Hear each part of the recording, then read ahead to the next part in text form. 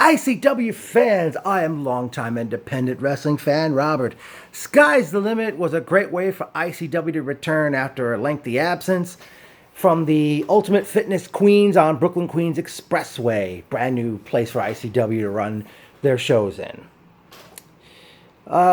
Show started a little late, but we got underway as Blade Valek, or is it Valek? He comes to the ring, he grabs a microphone, and I forgot what he was telling the crowd. But then out comes the Grim Reaper, and that ends up a match where the Grim Reaper ends up defeating Blade Valek, or Valek. Next up, we see Spider Nate Webb take on the notorious 187 Homicide, and basically some of the crowd were engaging in some Impact karaoke to Wheatus's Teenage Dirtbag, which is Webb's entrance music. And Webb got the crowd to like try to do a wave, and I don't know if everybody got into it. Homicide defeated Nate Webb with the Cop Killer. Awesome move that is. Next up, out comes the cold-hearted player, Danny D'Amato. And he takes the microphone and he comes into the crowd and he asks Mike McNicholas if he banged a chick yet, and the crowd didn't think he had. I forgot what else he went on to say. But then out comes D'Amato's scheduled opponent, Rich Swann, former WWE Cruiserweight Champion, and it was another and Swann, who comes out to Lionel Richie's All Night Long. Basically, the crowd had another round of Impact karaoke. Great match by these two men. At one point, D'Amato nailed Swann with not one, but two of his, I forgot what he calls that awesome, that backbreaker into a pile driver move that D'Amato does. Swann kicked out of the, he gave him one, gave him a second one. Swann kicked out. D'Amato set up a board and a guardrail onto two chairs, and D'Amato did that same move to Swann on there, out on the floor, brought Swann back to the ring. Swann kicked out of that. Eventually, Swann picked up the win after hitting his 450 splash off the second rope. And D'Amato took the microphone, and I think Swann got to speak about the match. And man, oh man, oh man, great matchup it was. At that point, I forgot, during this matchup, one of the Boulevard Bullies who ring announced this show, he had a beer in his hand. I think somebody knocked it out. I think D'Amato I don't know if it was D'Amato who swiped it out of his hand, but Swann eventually drank what was left of that beer, or whatever drink it was, when they were out on the floor. I know they went to intermission after that matchup. During intermission, I did buy the new ICW New York t-shirt. Hopefully it doesn't shrink in the wash like those ICF and W shirts that I've had and that I have.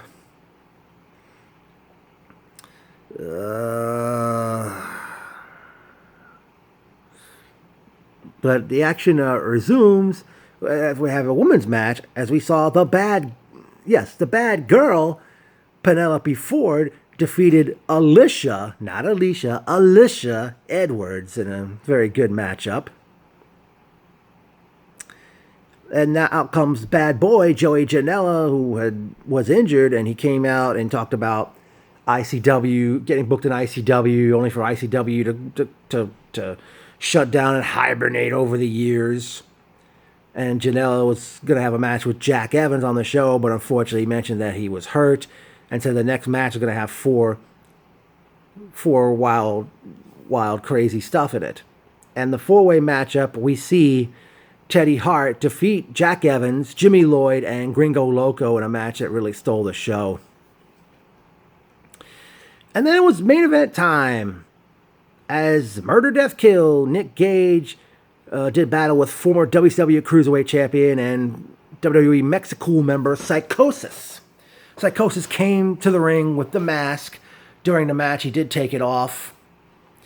Gage eventually brought, I think, the same broken board that was used in the Swan D'Amato match earlier in the show, and I think it ended with Gage hitting. He gave Psychosis a Death Valley driver onto a guardrail set up in the corner and got the victory, ending a wild and great night of ICW action.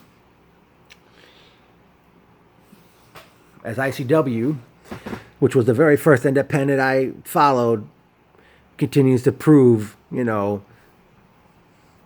after no matter how many canceled shows, no matter how many hibernations and hiatuses, that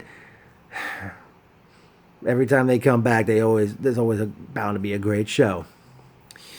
Well, it's personal notes time. It was great seeing Jack Sabbath, Mike McNicholas, Thomas Zambito, Jack Peterson, Philip, Rhea, Stella, Michael Licata, Irving Diaz, Eric Cooper, Evan. Eric Cooper, man, I wish you could have gotten a picture with me, man. I sure hope next time you're at a show, we definitely got definitely a photo, man.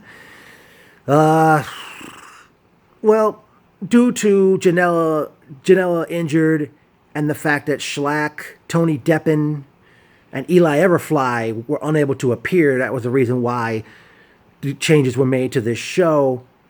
And ICW, this could be a record. This is the smallest. There was only 6 matches on this show. This is like the least amount of matches ever on an ICW event, and I do believe. ICW will return to the same place, the Ultimate Fitness Queens on Brooklyn Queens Expressway, on Friday, November 2nd. Since the match did not happen for the second time, I hope we can have Notorious 187 Homicide one-on-one with Schlack. If Joey Janela recovers in time for this show, I'd like to see him one-on-one with Jack Evans. Or if not, Janela one-on-one with Teddy Hart.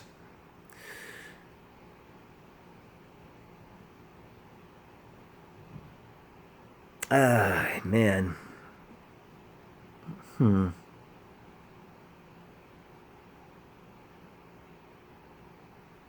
I would like to see Nick Gage one-on-one with I don't know if he would come back, with maybe Dan Moff. Or if not, if it's never happened before, Nick Gage one-on-one with PCO, who was known as one of the Quebecers in the WWE, and he was also Jean-Pierre Lafitte. I believe PCO's already. Could somebody confirm that? Is PCO already on the November 2nd event? Jack? Anybody? Oh, I forgot to mention, great seeing Kevin, who was working one of the souvenir tables. Great seeing Shane Fair, Elliot. I forgot his wife's name.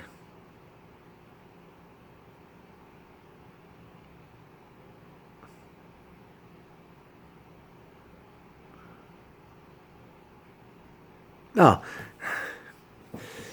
only really one memorable quote here. Quote throughout this show. Philip, I know you want a banger. Me to Philip after when he gave Alicia Edwards the double bird and said "fuck you" to her. Unbelievable. The only downer I have to say is that this building is like a 20-minute walk from Northern Boulevard train station. That's the only bummer about this, about getting to this place, because there's no train stations near the building. And when I even showed up, I told Jack South I was hoping he could have found a building near a train station. I just hope there won't be any trouble in the future, because there was security on hand, but I don't know if the State Athletic Commission wanted that for the show, or because the basketball court that they used for this event was, the room kind of got so slow and kind of crowded with everybody in there. Oh, it's great seeing that guy Ryan. Don't know his last name. I hadn't seen him at a show in a long time. I think he was there with his nephew, who Rich Swann lifted up during his entrance.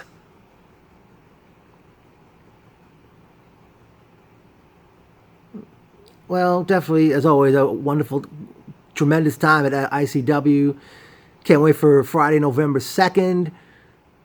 And hopefully everything will go well. I don't think the November 2nd show's been titled yet, folks, but it should be something.